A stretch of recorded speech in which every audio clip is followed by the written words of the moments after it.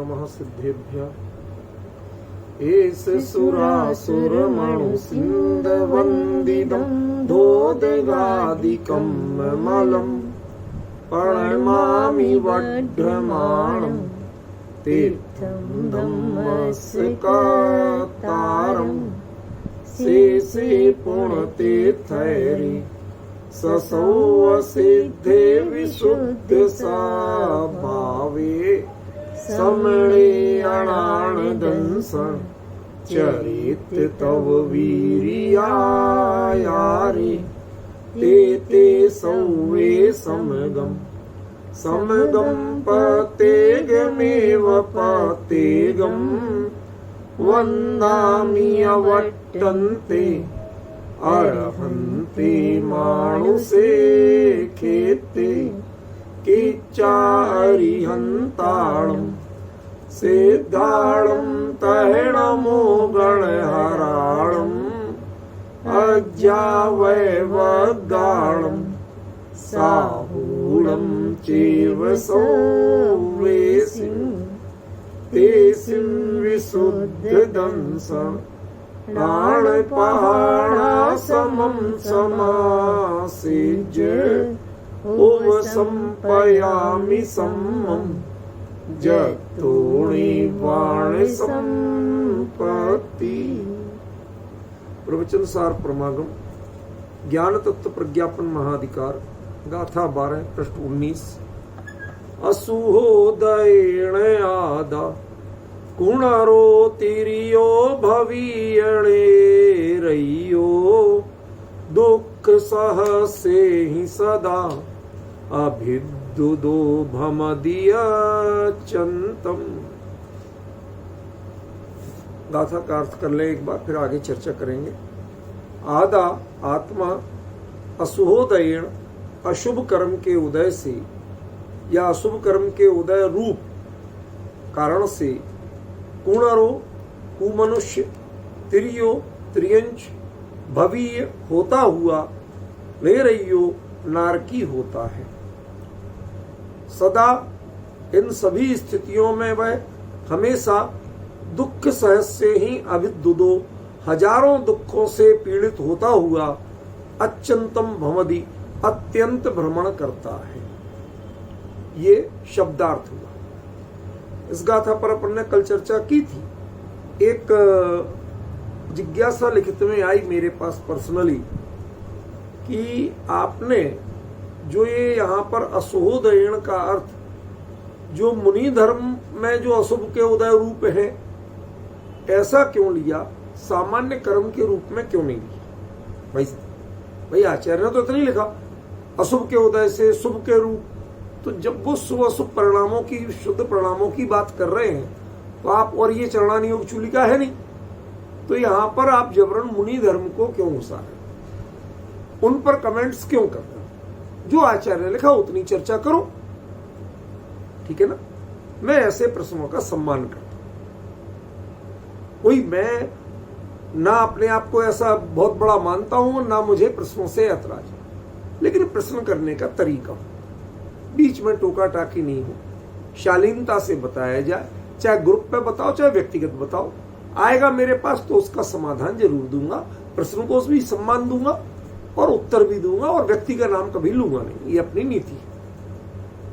प्रश्न एक बार मैं फिर से बोलता हूं कि जब आचार्य कुंद देव ने यहां पर जो प्रकरण चल रहा है पिछली 3-4 गाथाओं में, उनमें धर्म के परिणत आत्मा शुद्ध रूप, अशुभ रूप या शुभ रूप, तो इस प्रकार शुभ अशुभ शुद्ध परिणामों की बात कर रहे हैं। इनमें कहीं मुनि धर्म की बात तो की नहीं, ठीक है ना। तो आप मुनिराज को ले लेके बातें क्यों कर रहे हैं?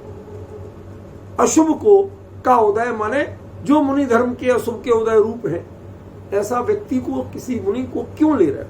भले ही वो गलत हो, आप सही मुनि के लिए नहीं कह रहे, लेकिन क्यों ले रहे? सामान्य कहो ना कि अशुभ परिणामों के उदय से, अशुभ कर्म के उदय से आत्मा ऐसा ऐसा इन गतियों में जाता है। सीधी सीधी बात करो, ऐसे घुमा के बात क्यों कर? ठीक है ना। क्यों अमित जी, ये बात समझ में आ रही ना? प्रश्न कई लोगों को हो सकता है, आप लोगों को भी हो सकता है। किया करो, हमें कोई ऐतराज नहीं। क्यों? ये सही है कि मैं बहुत ज्यादा आगे पीछे पढ़ पढ़ के आजकल चर्चा नहीं कर पा रहा हूं। बैठता हूं, जो गाथा आती है वहीं की चर्चा शुरू कर देता हूं। लेकिन जब से प्रवचन सार लिया है, एक महिमा मैंने देखी है, व्यक्तिगत अपनी नहीं बता रहा हूं, ग्रंथ की बता रहा हूं। इसमें आज तक कोई शब्द मेरे से गलत नहीं निकला। जो निकलता है बात, वो आगे गाथा उसको संबल देती है। आप बिल्कुल सही कह रहे थे, ये बात आ जाती है। अगली यदि 2 गाथाएं जब आप पढ़ेंगे तो उनमें क्लियर दिया है आचार्य ने कि ये श्रमण धर्म की चर्चा है। बात ख्याल में आई? वो अभी मतलब आचार्य श्रमण धर्म पे ही, साधुओं पे, मुनिराजों पर ही बोल रहे हैं। जो कुछ ये भाव की बात है वो उनके लेवल की है, ये अन्य सामान्य जीवों के लिए नहीं है। ये चीज क्लियर है, ठीक है ना? क्योंकि बात तो नहीं शुभ शुभ शुद्ध की चल रही थी, और वही चर्चा अब आप देख ही लो। अगली गाथा निकालो, साफ लिखते हैं आचार्य कि ऐसे माद समुत्थम विषयादीदम अणोपमणंतम अवुच्छिन्नम च सुहम शुद्धोपयोगपसे धारणम। शुद्धोपयोगियों के लिए ऐसा सुख मिलता है, ठीक है ना? शुद्धोपयोगी। फिर सुविदित पदत्थ सुत्थो संयम तव संयुदो विगद रागो समणो समस्वह दुखो भणि दो शुद्धो गोती। अब ये जब शुद्धोपयोग की बात कर रहे हैं तो किसकी बात कर रहे हैं? समणो, श्रवण की बात कर रहे हैं। ये सामान्य जीवों की बात नहीं कर रहे, चौथे गुण स्थान वाले की बात नहीं कर रहे। शुद्धोपयोग तो चौथे गुण स्थान वाले के लिए भी होता है, 5वें गुण स्थान वाले के लिए भी होता है। लेकिन यहां जो चर्चा चल रही है वो किसकी चल रही है? बात भले ही शुद्धोपयोग की, शुभोपयोग की, शुभोपयोग की करें, लेकिन वो सिर्फ श्रवणों के परिप्रेक्ष्य में कर रहे हैं, अन्य किसी के परिप्रेक्ष्य में नहीं कर रहे। ख्याल में ना? इसलिए ये आगे पीछे थोड़ा पढ़िए, आपको खुद उत्तर मिलेगा कि आचार्य बात किनकी कर रहे हैं और ये बात किस पर लागू पड़ती है। देखो, यदि सामान्य जीव के अशुभ परिणाम जैसी स्थिति बने तो क्या वो नरक में नहीं जा सकता? अमित जी प्रश्न सुनाई दे रहा है? क्या प्रश्न किया? सामान्य जीव के अशुभ परिणाम की स्थिति बने। शुभम चक्रवर्ती ने नमोकार मंत्र पानी पे लिख के मिटाया था, साथ में नरक गया था कि नहीं गया था? तो यदि ये सामान्य जीवों की बात होती तो फिर स्थिति कुछ और होती। समझ गए? स्थिति कुछ और होती। फिर पहले नरक से भी बात की जा सकती थी, लेकिन आचार्य ने क्या लिखा? कुणरो भवीय तिरियो, ये भवीय शब्द हर एक के साथ लगाना पड़ेगा। कुणरो भवीय, पहले कुनर होगा, फिर तिरियो भवीय, फिर उसके बाद त्रियंच होगा, फिर त्रियंच होने के बाद णेरयो हवदी, फिर नारकी होगा। साधारण इच्छा दृष्टि तो डायरेक्ट भी जा सकता है नरक, खूब जा सकता, कोई रोक टोक ही नहीं। तो ये चीज हमें समझना पड़ेगी। अरे जो सम्यक दर्शन ले ले, वो भी आयु बंद किया हो तो नरक में जा सकता है। लेकिन ध्यान रखना, यदि वो भावलिंगी संत हो गया है तो उनके ऐसे आयु बंद पहले होती ही नहीं है कि जिसे नरक का आयु बंद हुआ हो वो भावलिंगी संत नहीं हो सकता। समझ गए ना? और भावलिंगी संत हो और नरक आदि में चला जाए, ये संभव नहीं। इस मुनि धर्म की कुछ तो गरिमा है। मैंने कल इसीलिए दृष्टांत दिया था कि हमारे देश में पहले मंत्री और बड़े लोग कौन बनते थे? देश के स्वतंत्रता सेनानी बनते थे, जिन्होंने स्वतंत्रता संग्राम में भाग लिया, जिनके परिजनों ने, जिन्होंने खुद जेल गए, अनेक यातनाएं सही और देश को आजाद कराया, वो लोग बनते थे। अब पद तो वो ही है। आज लोग मतलब आंकड़े बताते हैं कि 60% रजिस्टर्ड अपराधी आज सब बड़े बड़े पदों पे बैठे। कहीं की कोई पार्टी, मुझे पार्टी राजनीति से लेना देना नहीं, एक इन जनरल डाटा बता रहा हूं। तो अब वो जो बैठे हैं यदि उस पद पे, तो उनको वो प्रोटोकॉल के अनुसार कुछ सुविधाएं मिलेंगी या नहीं मिलेंगी? समझ गए ना? बस यहां वही बात करें कि जो मुनि पद पर आए, निर्ग्रंथ मुद्रा अंगीकार की, खड़े होके लिए करपात्र में आहार लिया, पिच्छिक मंडलू के बिना नहीं चले, पैदल ही चले, मोटे मोटे अपरिग्रही रहे, समझ गए ना, संसार शरीर भोगों से यथाशक्ति दूर रहे, जो सामान्य लक्षण हैं, यदि ये पाए गए और भले ही उन्होंने गड़बड़ कुछ भी किया, समझ में है ना, जो जिनामनाय में मुनि धर्म का स्वरूप है उसके अनुसार नहीं भी चले, लेकिन इन मोटी मोटी चीजों का भी यदि पालन किया तो इतना प्रोटोकॉल तो रहे, कर्म भी पालता है कि वो ऐसे लोगों को सीधे नरक में नहीं भेजता। ठीक है, तो अब आप प्रश्न करना और सीखिए। आपको और प्रश्न देता हूं कि इसी नियम सार, जो नियम सार अपना चल रहा ना, नियम सार में लिंग पाहुड़ में आप पढ़िए, उनमें तो आचार्य कुंद कुंद ने सीधे लिखा है, नरकेज्जम गच्छेज, यदि तू मुनि धर्म के विरुद्ध आचरण करेगा तो नरक में जाए। भाई सब समझ में आ रही बात कि नहीं आ रही? ये पंक्ति नहीं पढ़ी हो तो कल निकाल के दिखा दूंगा, कोई ऐसी बात नहीं। तो कहते साहब भाई तो आप कुंद कुंद की बात के उल्टे बोल रहे हो। आपको थोड़ा सा समझना पड़ेगा, लेवल समझना पड़ेगा। ये चर्चा कहां के मुनियों की है? चौथे काल के मुनियों की। सच्चे हों झूठे हों जैसे हों, और कर कौन रहे? केवली परमात्मा के, उनके लेवल से बातें करो।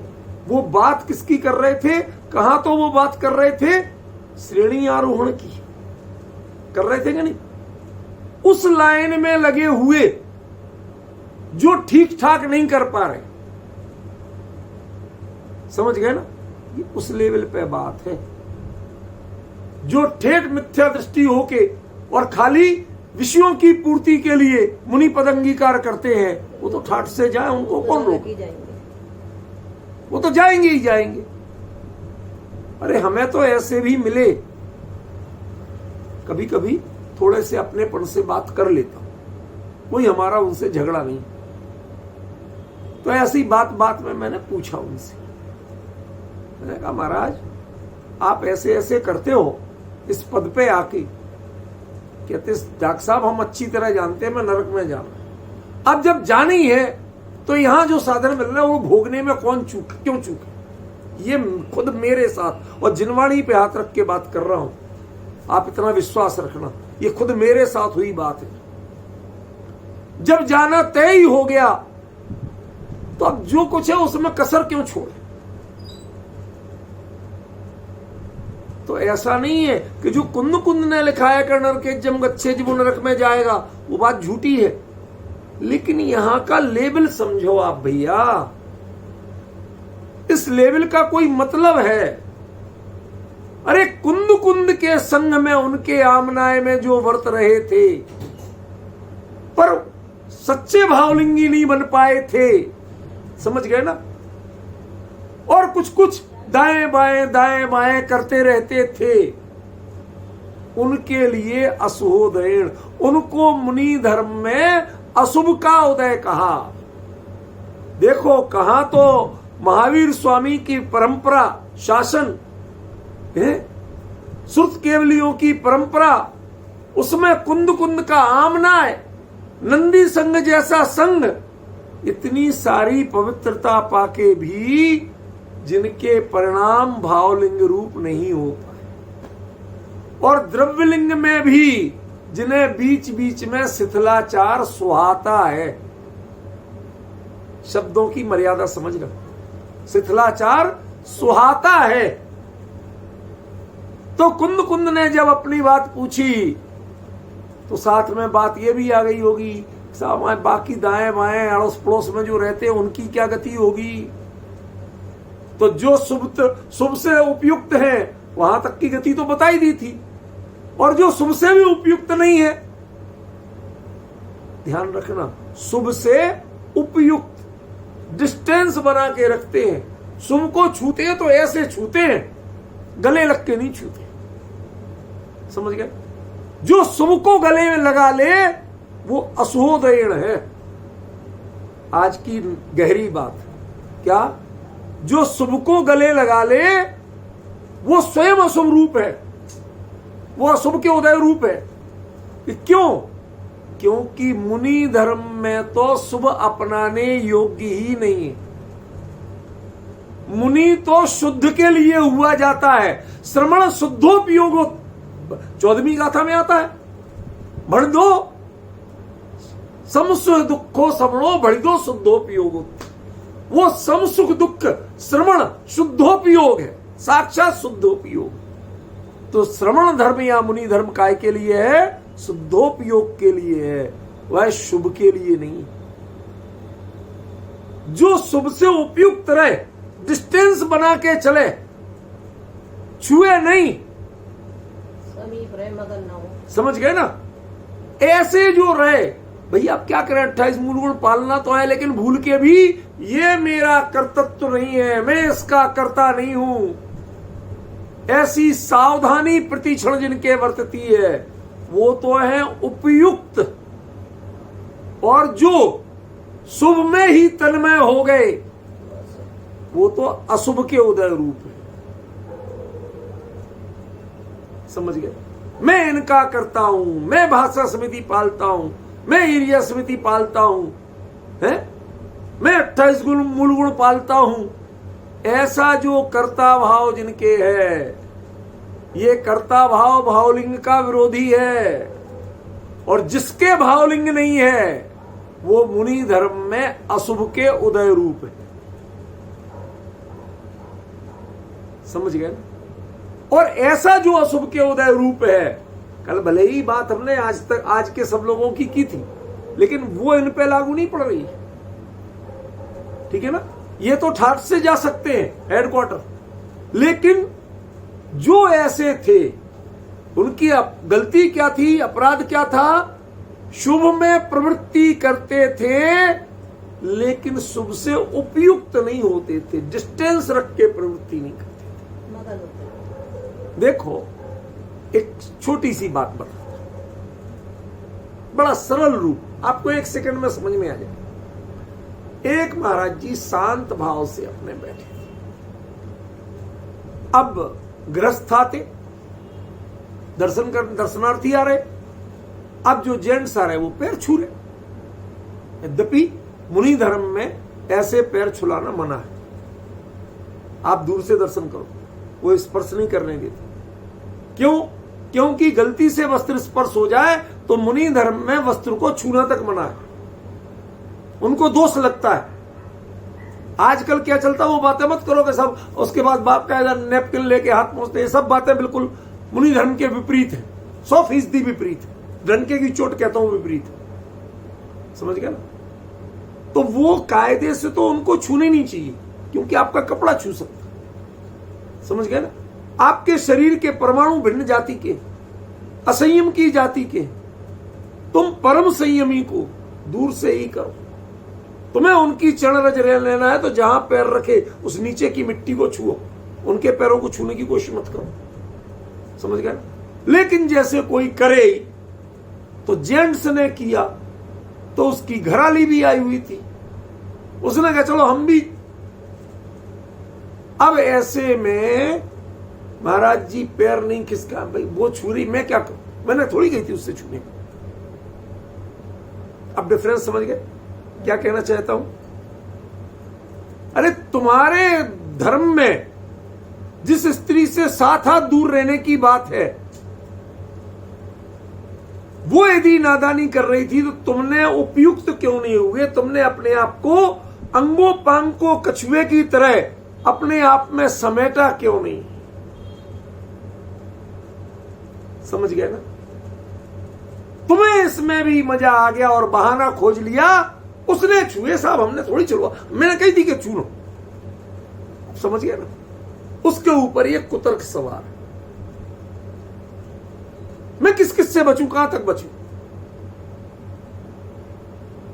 सब बच सब सकते हैं, लेकिन मन में थोड़ी सी जो अंदर की आकांक्षा है वो ऊपर से कुतर्क गढ़ती है।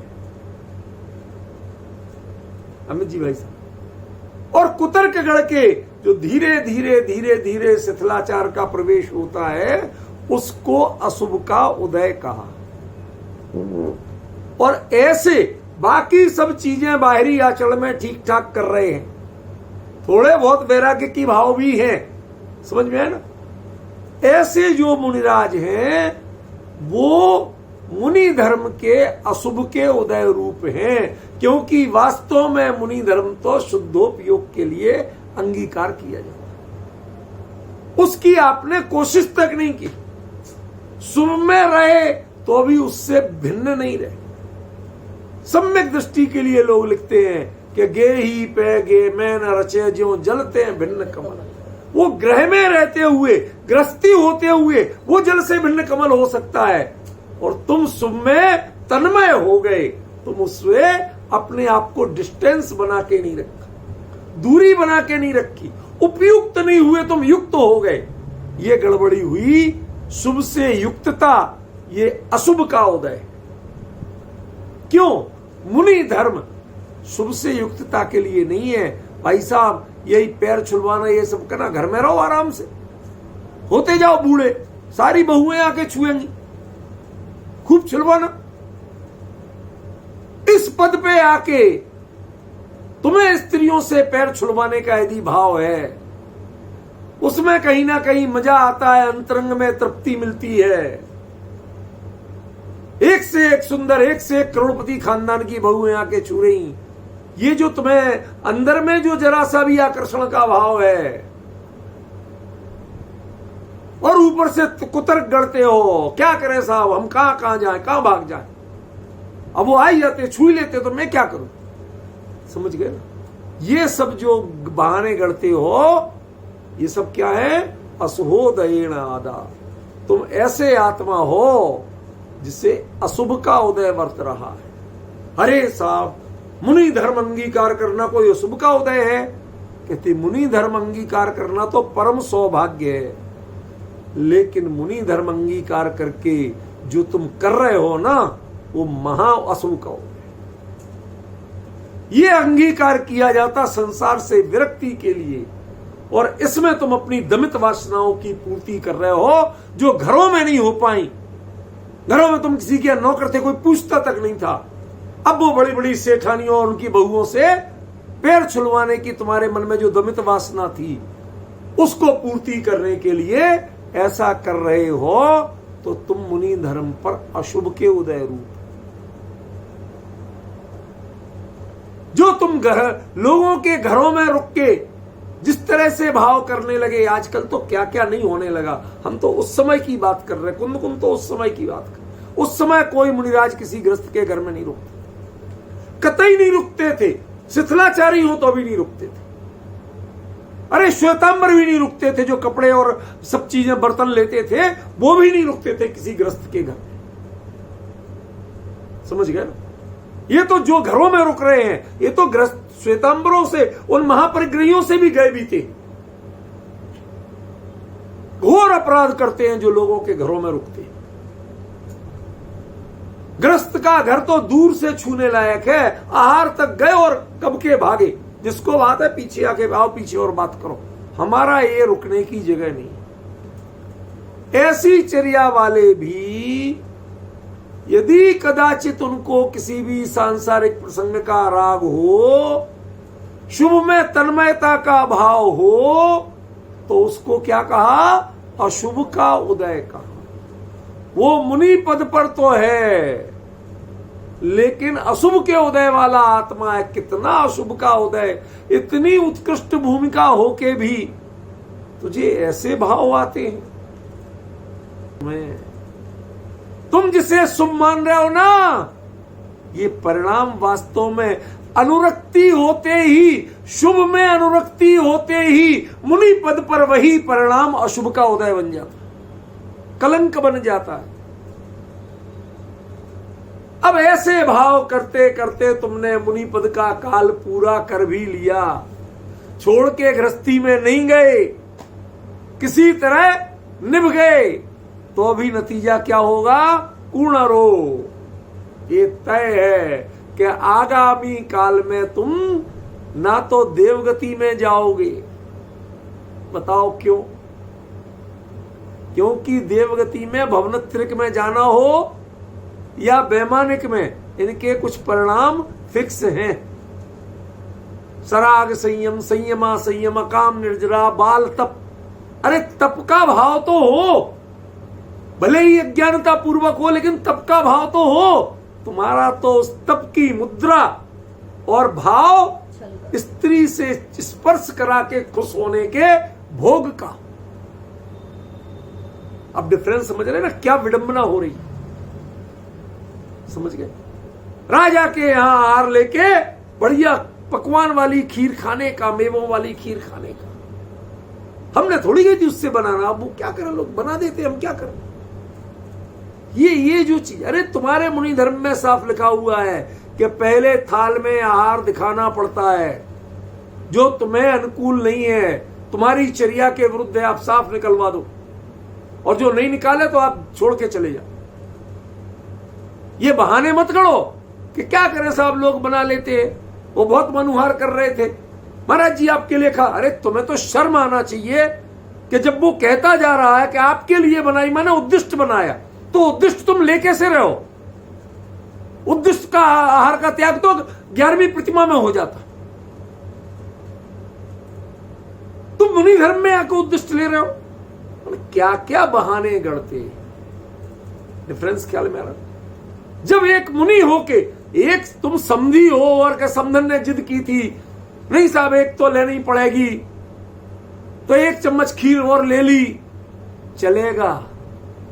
उनके बीच में ये व्यवहार चलता है, उनमें ये अपराध नहीं है, लेकिन तुम मुनि होके ये बहाना गढ़ते हो। क्या करें साहब, वो बिल्कुल हाथ जोड़ के खड़े हो गए थे, अब क्या करें साहब, लोग ऐसे ऐसे हैं। बहाने मत गढ़ो। जो तुम्हारे लिए इष्ट नहीं है, अनुकूल नहीं है, वो तुम्हें अंतराय का कारण है। और अंतराय जब आ जाए तो तत्काल अंजलि छोड़ के चलना होता है, उसके बाद बहाने नहीं गढ़ना होते।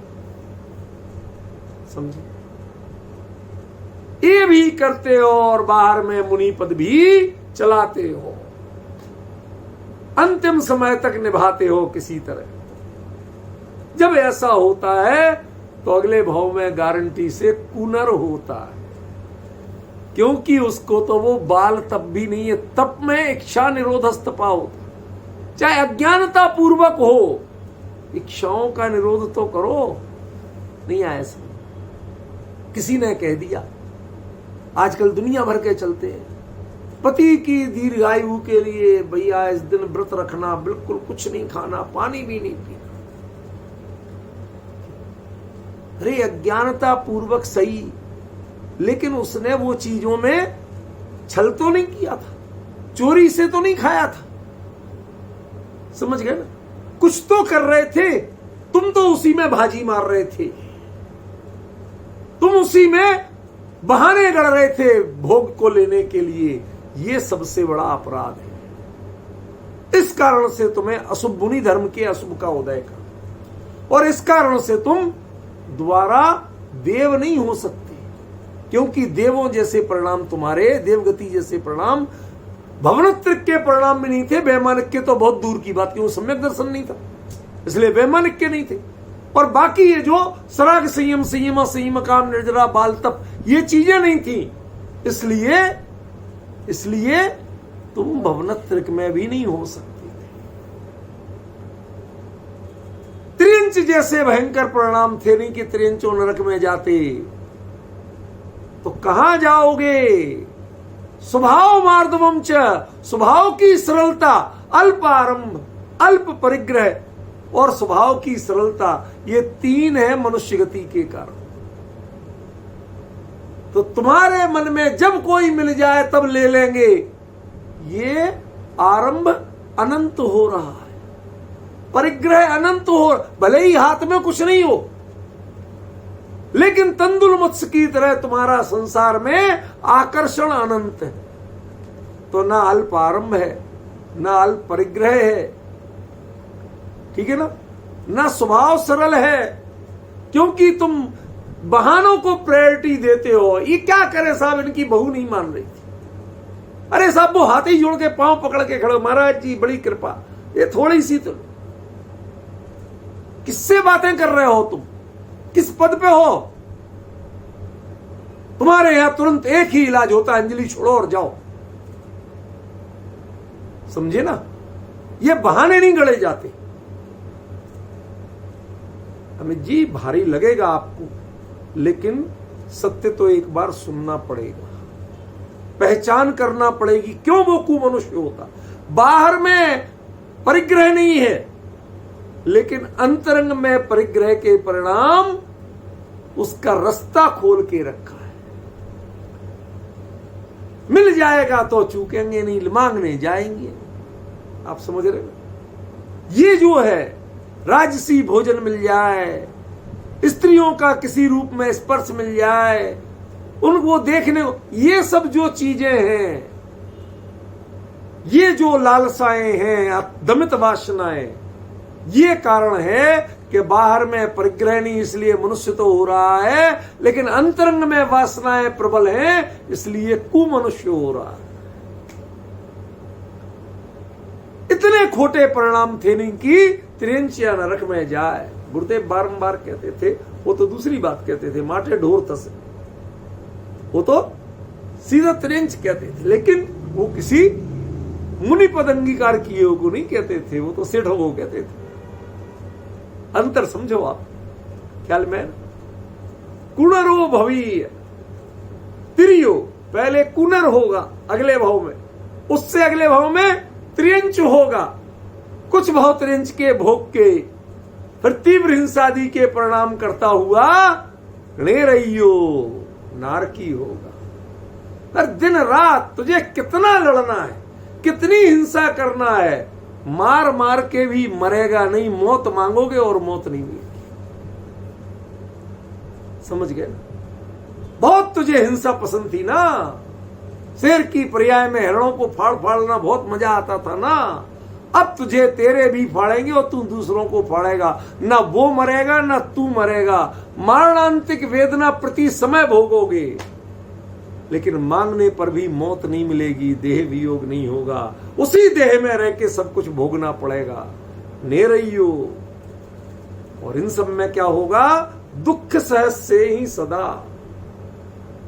सबसे कठिन ये गतियां मिलना इतना बड़ा अभिशाप नहीं है भाई साहब, कुनर हो जाना इतना बड़ा अभिशाप नहीं है, त्रियंच हो जाना भी इतना बड़ा अभिशाप नहीं है, नारकी हो जाना भी इतना बड़ा अभिशाप नहीं है।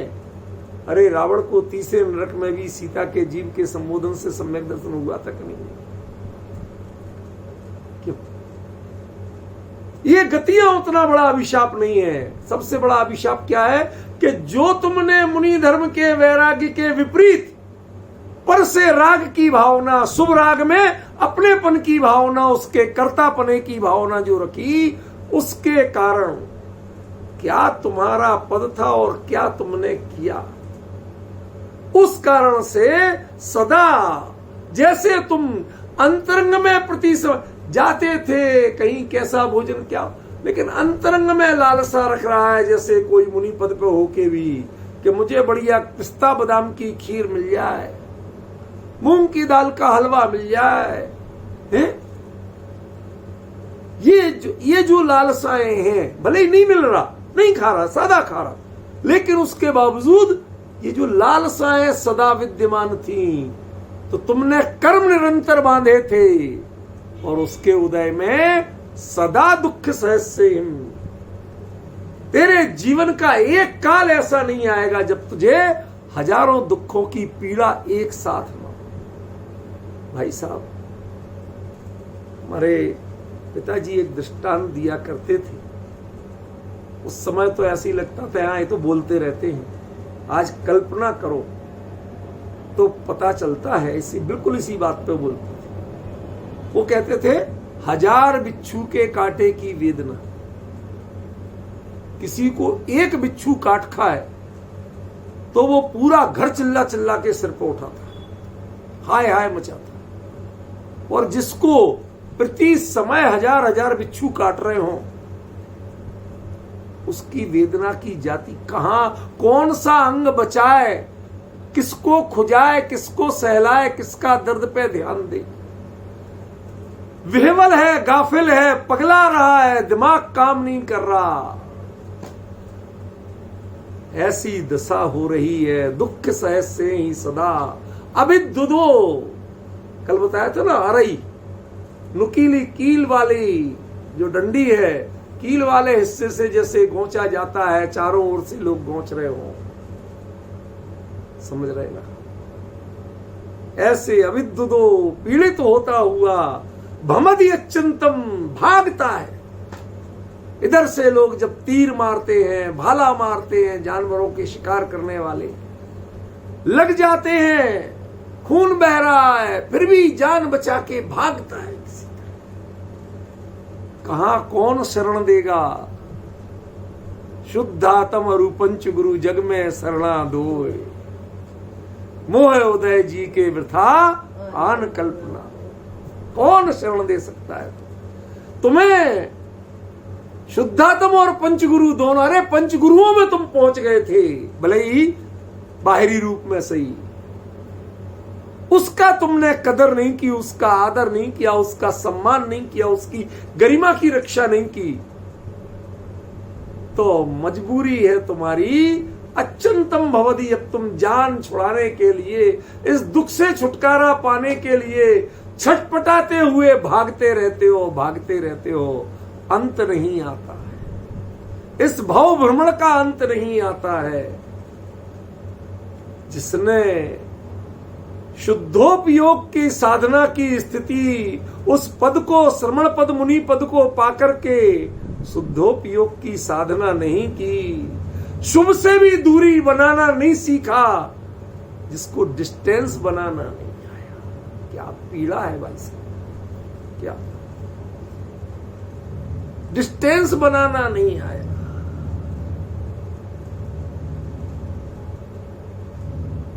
कल्पना करना जरा, किसी ने मुनि दीक्षा ले ली, शांत भाव से अपनी जीविका जिया।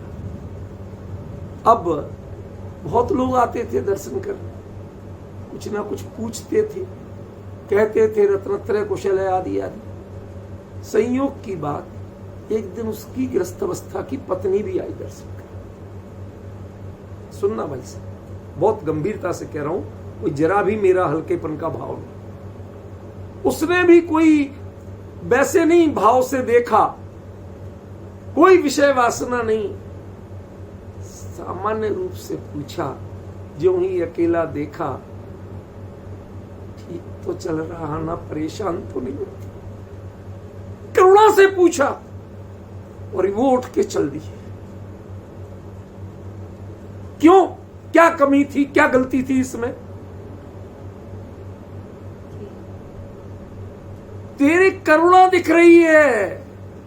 अरे ते पत्नी की जगह मां हो और तो वो भी उठ के चल देगा। ये करुणा इस निष्प्रह मुनि धर्म में अक्षम्य है। मुनि करुणा के पात्र नहीं होते, मुनि की करुणा का पात्र सारा जगत होता, सारे जीव होते हैं, लेकिन मुनि किसी की करुणा के पात्र नहीं होते, वो कभी बेचारे नहीं होते। आज आप सुनेंगे, यदि जाइए जो अच्छे अच्छे मुनि भक्त हैं उनसे सुनिए, वो बोलते हैं क्लियर, बेचारे महाराज जी 24 घंटे में एक बार तो लेते हैं। अब इतनी गर्मी पड़ रही, थोड़ा अनार का जूस, थोड़ी ठंडाई, थोड़ा ये बना के नहीं दे तो महाराज जी दिन भर, बेचारे महाराज जी दिन भर कैसे रहेंगे बेचारे। अब समझ रहे आप, आपकी करुणा के पात्र वो नहीं है, उनकी करुणा के पात्र आप हो। जो मुनिराज को करुणा का पात्र समझता है, मुनिराज उससे दूर रहना चाहते हैं। क्यों? जो परम पुरुषार्थ के धनी हो, वो किसी संसारी जीव के करुणा के पात्र बनेंगे? ये मोही जीव यदि ऐसा सोचते हैं तो हमें इनकी ओर देखना भी नहीं है, उनके संपर्क में नहीं रहना, उठ के चले जाइए आप। ये मुनि धर्म का स्वरूप, ये मुनि धर्म की साधना की विधि है। डिफरेंस समझ रहे भाई साहब? हमारे अमित जी भाई साहब कभी कभी कहते हैं, उनका मेरे प्रति बहुत आत्मीयता का भाव है। कहते हैं हमें डर लगता है, आप इतना खरा खरा बोलते हैं, कई बार मैं डर लगता है। बड़ी आत्मीयता से कहते, कोई इनका मन में जरा भी अन्यथा भाव नहीं। क्या करूं भैया, मैं अपने आप से तो बोल ही नहीं रहा। आचार्य ने क्या लिखा है, यदि उसको स्पष्ट करने में मैं अमानत में खयानत करूंगा तो भाई साहब चोर मैं कहलाऊंगा। आचार्य ने जो लिखा है हमें उस भाव को स्पष्ट करना मेरा कर्तव्य। मुकेश जी भाई साहब, समझ में आ रहा ना? ये मैं नहीं बोल रहा हूं, ये सब आचार्य ने यहां दिया है। अविद्युतो भवति अत्यंतम। अरे संसारी जीव अशुभ का उदय आता है तो अभी वो शुभ परिणाम कर पाता है कि नहीं कर पाता है, कि कर लेता है? बताइए। लेकिन यहां स्थिति देखो, जिसने मुनि धर्म की गरिमा की रक्षा नहीं की, उसमें रह के शुद्धोपयोग का सम्मान करके उसकी साधना नहीं की और शुभ में अनुरक्ति दिखाई, जो शुभ उपयुक्तता का विषय था, डिस्टेंस बना के रखने का विषय था, उसमें तन्मयता दिखाई, ऐसा अपराध है। संसार में कहीं भी भाग के जाओगे तुम्हें क्षमादान नहीं, क्षमादान नहीं मिलेगा। संसार के भोगी जीव अपराध कर दें, उनके लिए क्षमादान मिल जाए, लेकिन मुनि पद जैसी महान गरिमा, सर्वोत्कृष्ट गरिमा, कल्पना करिए, देश का राष्ट्रपति परदेश में जाए, वहां उसे राष्ट्राध्यक्ष सारा सम्मान दे, आलीशान 5 स्टार 7 स्टार में उसके सारे अरेंजमेंट हों, और वो वहां से एक चम्मच लाने का राग रखे कि भाई साहब बहुत सुंदर चांदी की डिजाइन बहुत अच्छी लगी थी, इसलिए तुम बहाने मत करो, तुमने पूरे देश की नाक कटाई है, तुम्हें हम कभी देशवासी माफ नहीं करेंगे। अब डिफरेंस ख्याल में आ रहा? ऐसे ही तुमने मुनि धर्म की नाक कटाई है। कर्म व्यवस्था, हम भले ही तुम्हें कोई सजा देने का अधिकार नहीं रखते हैं, लेकिन जिनवाणी कहती है कि कर्म व्यवस्था तुम्हें उस जगह पहुंचाएगी कि तुम छटपटाते घूमोगे और तुम्हें दुख से मुक्ति मिलने का रास्ता नहीं। क्या स्थिति है भाई साहब? मैं जानता हूं जितना खुल के बोल रहा हूं लोग दूसरे हिम्मत नहीं करेंगे, लेकिन मैं कहां बोल रहा हूं? या तो कुंद कुंद ने लिखा है, मैं तो मात्र उसका अर्थ करने की कोशिश कर रहा हूं, मैं एक शब्द नहीं बोल रहा हूं।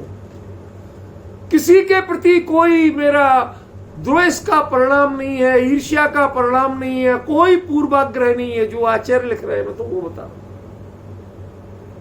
क्यों वो अत्यंत भटकता है?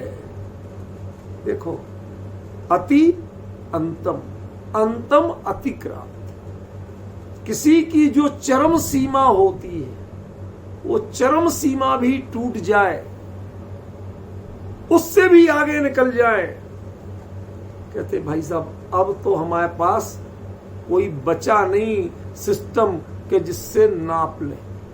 नहीं आया समझ? शुगर की मशीन ज्यादा से ज्यादा 600 तक की शुगर नापती है। किसी की 600 से बढ़ जाए तो मशीन में नहीं आती हो, मशीन हाथ खड़े कर दे तो डॉक्टर क्या कहेगा? भाई साहब हमारी ओर से तो पहले ही जय जितेंद्र है। जब इसने हाथ खड़े कर दिए तो मैं कौन होता हूं? मेरी ओर से तो पहले ही, मुझे डॉक्टरी नहीं आती, मैं आपका इलाज नहीं, मैं जा रहा हूं भाई साहब, हमें फीस भी नहीं चाहिए, मैं तो जा रहा हूं। यही कहेगा और क्या कहेगा? जान छुड़ा है। क्यों? जिसकी शुगर मशीन नहीं माप पा रही उसका तू इलाज क्या करेगा? समझ रहे? ऐसे ही जिसकी विकार को, जिसकी परिणति को, जिसके दुख को, अति, जो अति चाहिए, अंत चाहिए, जितनी आप सोच सकते पीड़ा, उस पीड़ा से आगे जब मीटर जाता हो, तो ये ऐसा कह के अत्यंत शब्द, ये जरा लिख के बताऊंगा तो आपको ज्यादा समझ में आएगा।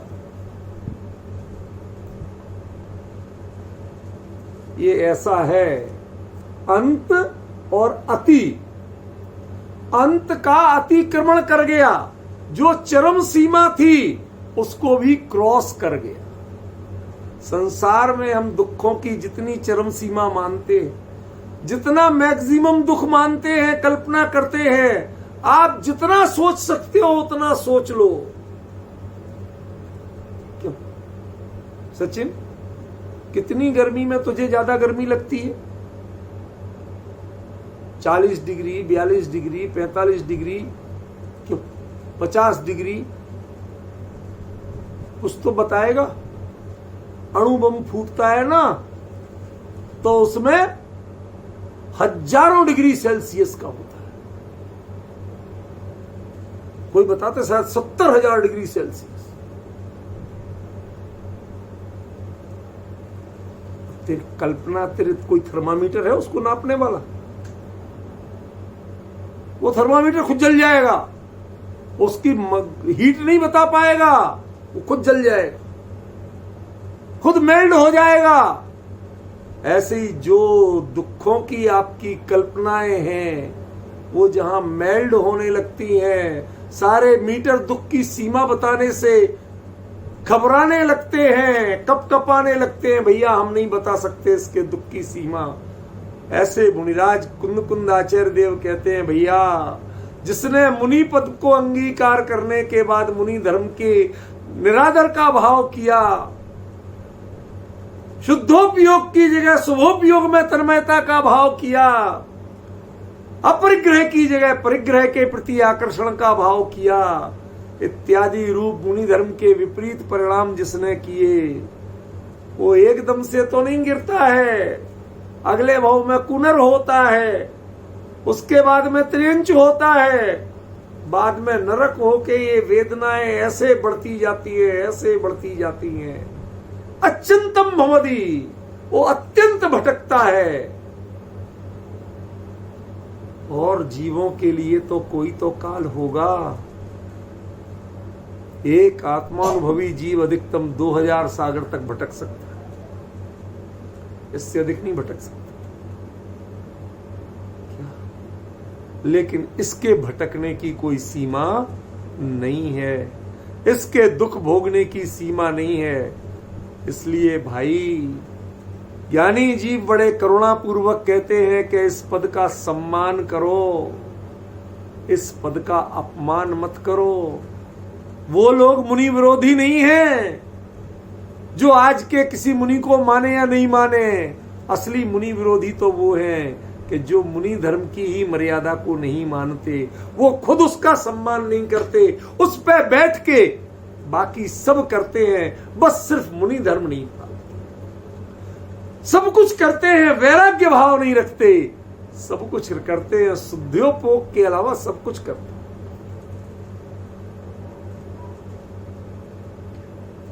हम लोगों के यहाँ ऐसे ही विचित्र विचित्र कहावतें चलती हैं।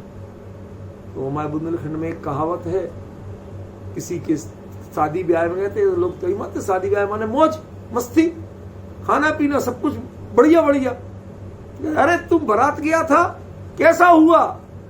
कहते एक बार हम गए बराते, गए मुलुआ की पाती, और ऐसो स्वागत भयो सभी को, कसर रही जूता की। समझ में आया भाई साहब? अभी तक आप हाथ ही जोड़े बैठे। ऐसो स्वागत भयो सभी को, कसर रही, जूते नहीं पड़े सिर पे, बस ऐसा स्वागत हुआ। अब बताओ क्या हुआ होगा? लड़की वालों ने जूते मार मार के नहीं भगाया, बस इसी को मानना कि हमारे बाल सलामत आ गए, इसी को मानना कि साहब हम बारात से सही सलामत आ गए। मुकेश जी भाई साहब क्या कह रहे हैं, जरा विचार तो करो। जिस बारात को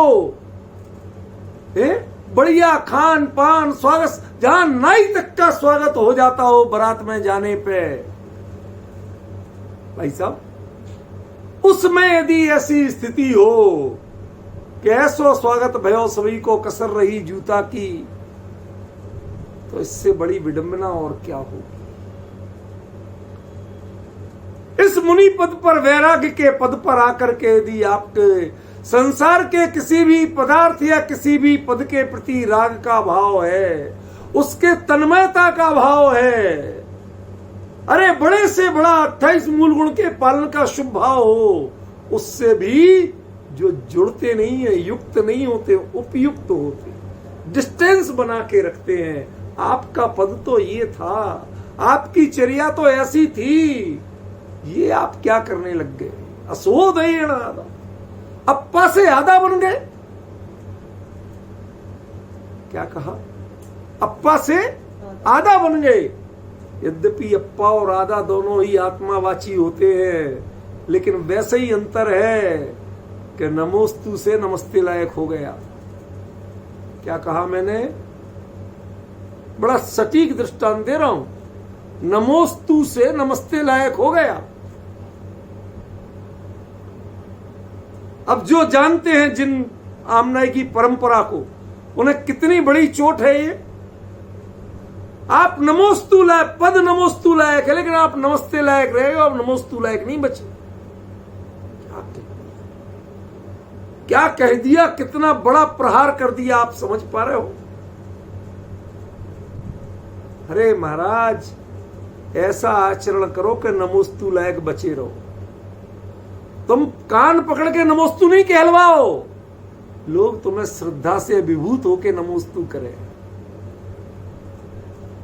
ये आपको समझना पड़ेगा। हम तो यही चाहते कि इस भारत भूमि पर ऐसे ही संत विचरे कि जिनको सब बारंबार नमोस्तु करें, जिनके दर्शन से लोग अपना जीवन सफल माने, जो परिग्रह की माया ममता सब छुड़ाते हो। ऐसे नहीं छुड़ाते हो कि मेरे को दे जाओ तुम छोड़ दो, ऐसे नहीं छुड़ाते। क्या तुम्हारे पास जितना फालतू है यहां चढ़ा जाओ, इसके लिए नहीं छुड़ाना, इसे छुड़ाना नहीं कहते। अरे उसका आकर्षण तुम्हारे चित्त से जब भुलाया जाए, स्वरूप की महिमा जिनके वचनों से हमारे जीवन में जग जाए, और संसार शरीर भोगों से आसक्ति उनकी महिमा छूट जाए, तो उसे छुड़ाना कहते हैं। तुम्हारी जेब का माल अपने पास रखवा लेना, इसे तो डकैती कहते हैं। भाई साहब माफ करना शब्दों को।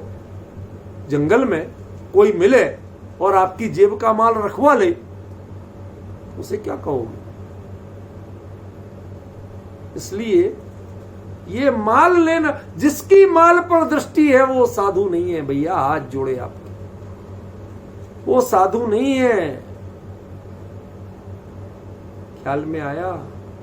इसलिए जो यहां कह रहे हैं आधा और अप्पा का अंतर, वही अंतर है जो नमोस्तु और नमस्ते में है, वही अंतर अप्पा और आधा में है। जब आप मुनि धर्म के अनुकूल भावलिंग के साथ परिणमन कर रहे हो, शुभ मिलता है लेकिन उससे उपयुक्त होते हो, डिस्टेंस बना के रखते हो, तब तक आप अप्पा हो। और जिसके अपा, अपना स्वरूप, आत्म स्वरूप को पा लिया जिन्होंने, वो अप्पा हैं। और आदा, जो आ और दा, लेने देने इस चक्कर में लगे हैं, वो आधा है। क्या करें अब, कुछ तो हमें आपको शब्दों से भी समझाना ना। लोग कहते हैं ना ला ला, उनका नाम लाला क्यों पड़ा? तो बार बार वो देने का नाम ही नहीं लेते, ला ला, सिर्फ लाला नाम पड़ गया। समझ गया ना? ऐसे ही यहां कहते आधा, आओ दो, आओ दो, लेन देन चालू रहना चाहिए, भूल चूक लेनी देनी। ये लेने देने के भाव जिसको पर में ग्रहण और पर के त्याग, अरे किसका त्याग करोगे? जो पर है उसका त्याग करने वाले तुम होते कौन? आया कैसे भाव? जब तुम पर मान रहे थे तो तुम्हें त्याग करने की, वो तो छूटे हुआ था, तुमने क्या छोड़ा? जो तुम्हारे अंदर आकर्षण था वो छूटा कि नहीं छूटा? चिंता इसकी करो, पर पदार्थ की मत करो। पर पदार्थ तो छूटे ही हुआ है, समझ गए ना? तुम पर पदार्थ से नहीं बंधे थे, तुम बंधे थे पर पदार्थ के प्रति राग के भाव से, मोह के भाव से। वो छूटा के नहीं, ये चिंता करो। ख्याल में?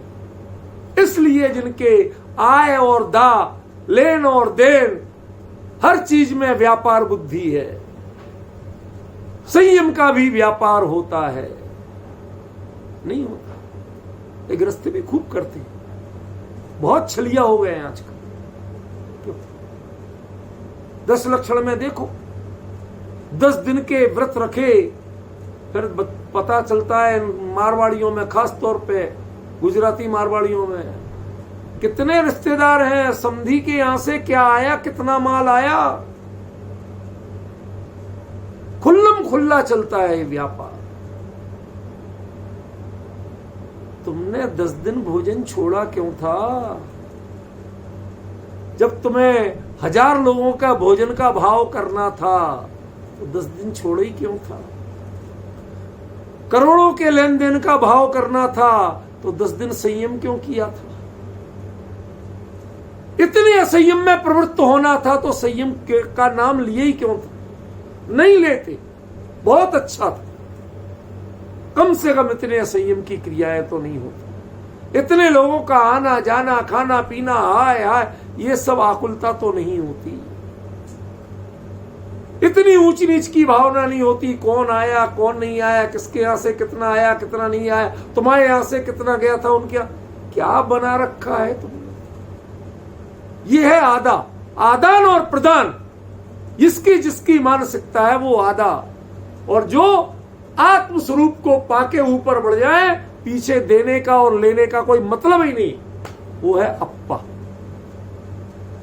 समझे ना? इसलिए वो जो शुभ से भी उपयुक्तता, डिस्टेंस रखते हैं, वो वहां तक अप्पा है, और जो शुभ में तन्मय होने लगे, वो अशुभ का उदय रूप परिणाम है, वो आधा है, वो अप्पा नहीं। और उसकी आधा की गति क्या है? पुनरो भवी, त्रियो भवी, णेरयो भव। समझ में? दुख सहज से ही सदा विद्युदो भमदि अत्यंतम। छटपटाता भागेगा, इधर से उधर भागेगा, उधर से उधर भागेगा, निजात नहीं मिलेगी, छुटकारा नहीं मिलेगा। कहां तक कि अत्यंतम, जो तुम चरम सीमा समझते हो उससे भी सारी पीड़ाएं पार निकल जाएंगी। कल्पना नहीं कर सकते, दृष्टांत नहीं दे सकते जितनी पीड़ा भोगना पड़ेगी। क्यों? क्योंकि स्वरूप की आराधना का पद लिया और स्वरूप की विराधना करके पर की आराधना, ये अपराध है आपका। ख्याल में है? चर्चा आज का समय हो गया, लगा तो कल थोड़ी और करेंगे, फिर नहीं तो आगे की गाथा पे बढ़ेंगे।